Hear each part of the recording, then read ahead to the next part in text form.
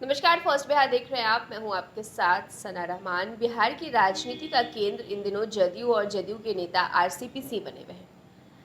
केंद्रीय मंत्री और जदयू नेता आरसीपी का 7 जुलाई के बाद क्या होगा, इन दिनों बिहार की राजनीतिक गलियारों में ये सवाल तैरता हुआ नजर आ रहा है। क्योंकि आपको बता दें कि राज्यसभा से टिकट कटने के बाद 7 जुलाई को आरसीपी की राज्यसभा सदस्यता भी खत्म होने जा रही। क्या इसके बाद आरसीपी केंद्रीय मंत्रिमंडल में बने रहेंगे या नहीं, ये सवाल बहुत बड़ा है। ऐसे में सबकी नजरें इस बात पर टिकी हुई हैं कि 7 जुलाई के बाद आरसीपी का क्या होने वाला है।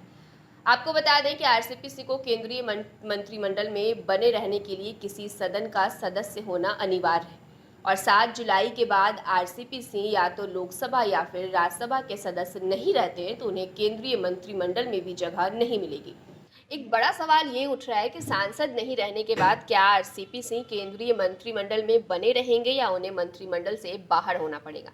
इन सारी चीज़ों पर लोगों की निगाहें टिकी हुई हैं क्योंकि मंत्री बने रहने के लिए जदयू नेता आरसीपी को लोकसभा या फिर राज्यसभा का सदस्य बनना होगा, तभी वे मंत्रिमंडल में बने रह सकते हैं। वहीं एक दूसरा सवाल ये भी उठ रहा है कि क्या 7 जुलाई के बाद भी जदयू मोदी मंत्रिमंडल में शामिल रहेगा या फिर आरसीपी के बाहर जाने से जेडीयू भी बाहर हो जाएगा। दरअसल जेडीयू संसदीय बोर्ड के अध्यक्ष उपेंद्र कुशवाहा से जब ये सवाल पूछा गया कि 7 जुलाई के बाद केंद्रीय मंत्रिमंडल में जेडीयू शामिल रहेगा या नहीं, तब उपेंद्र कुशवाहा कहते नजर आए कि फैसला नीतीश कुमार और प्रधानमंत्री नरेंद्र मोदी जी को लेना है। लेकिन हमने तो पहले ही साफ कर दिया था कि अगर आरसीपी में नैतिकता होगी तो उन्हें खुद अपना पद छोड़ देना चाहिए क्योंकि वो किसी भी सदन के सदस्य 7 जुलाई के बाद नहीं रहेंगे। ऐसे में अगर जदयू आगे मोदी मंत्रिमंडल में शामिल रहता है तो मंत्री पद के लिए सबसे बड़े दावेदार आज की तारीख में जदयू के राष्ट्रीय अध्यक्ष ललन सिंह ही हैं, क्योंकि पिछली बार भी उनका नाम सबसे आगे था लेकिन तब आरसीपी ने खुद से अपना नाम आगे किया था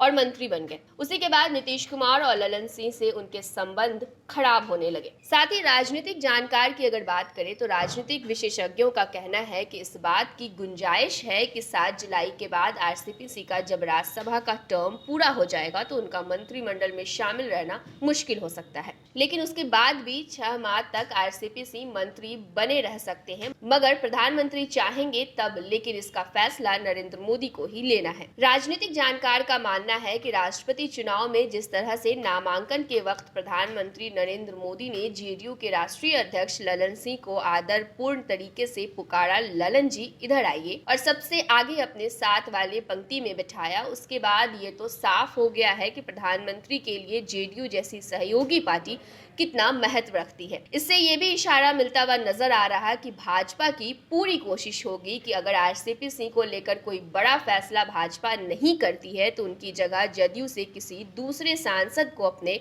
मंत्रिमंडल में प्रधानमंत्री शामिल जरूर करना चाहेंगे। ऐसे में तब नीतीश कुमार को तय करना होगा कि जेडीयू से किसे मोदी मंत्रिमंडल में शामिल होने का निर्देश देते हैं या फिर मंत्रिमंडल से बाहर रहने का फैसला लेते हैं। बहरहाल इन तमाम समीकरण के बाद ये सवाल वहां पर अटक जाता है कि क्या 7 जुलाई के बाद आरसीपी केंद्रीय मंत्रिमंडल में रहेंगे या नहीं। इस पर फैसला नीतीश कुमार या नरेंद्र मोदी को लेना है। देखने वाली बात होती है कि 7 जुलाई के बाद जदयू नेता और केंद्रीय मंत्री आरसीपी का क्या होता है। फिलहाल इस खबर में इतना ही। तमाम बड़ी खबरों के लिए देखते रहिए फर्स्ट बिहार झारखंड। अगर आप हमें फेसबुक पर देख रहे हैं तो हमारे पेज को फॉलो करें। अगर आप हमें यूट्यूब पर देख रहे हैं तो हमारे चैनल को जरूर सब्सक्राइब करें। धन्यवाद।